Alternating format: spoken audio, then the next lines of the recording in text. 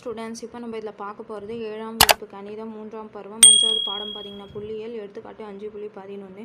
Question பாருங்கள், என்ன கேட்டுக்கிறாங்க. இடைநிலை அளவு 16 உள்ளவாறு 12 மதிப்புகளை கொண்ட தொகுப்பை உருவாக்கும். 12 மதிப்புனா 12 நம்பர்ஸ் இருக்கணும். அதில் இடைநிலை 16 வரணும்னு சொல்கிறாங்க.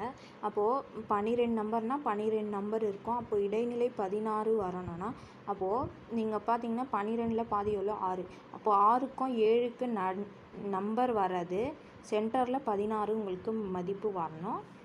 அப்போது 6வது 7வது சென்டரில் வரும் இந்த மதிப்பு 16ன்னு. அது வச்சு நம்ம 12 மதிப்புகளை கண்டுபிடிக்கணும். அப்போ ஃபஸ்ட்டு இது பாருங்கள்.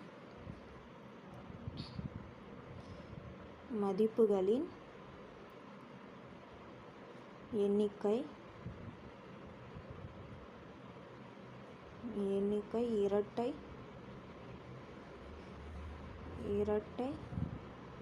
எண்ணாக இருப்பதால் 2 நடுத்தர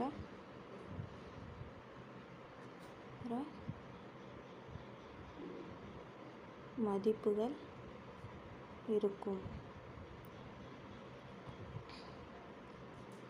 அந்த மதிப்புகளின்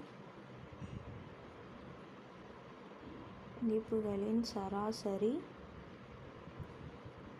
16 ஆக இருக்க வேண்டும் என்பது கொடுக்கப்பட்டுள்ளது.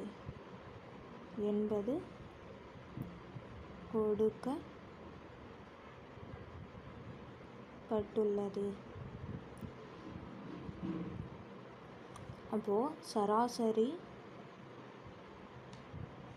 16 ஆக இருக்கும். அந்த ஜோடி எண்களை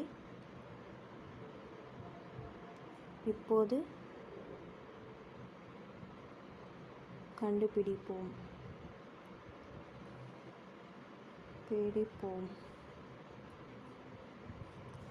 அது 14 மற்றும்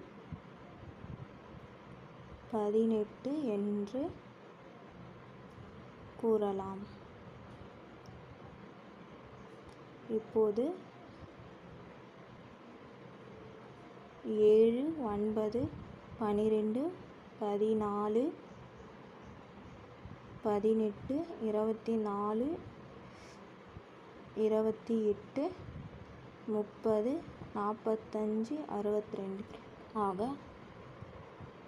இருக்கலாம்.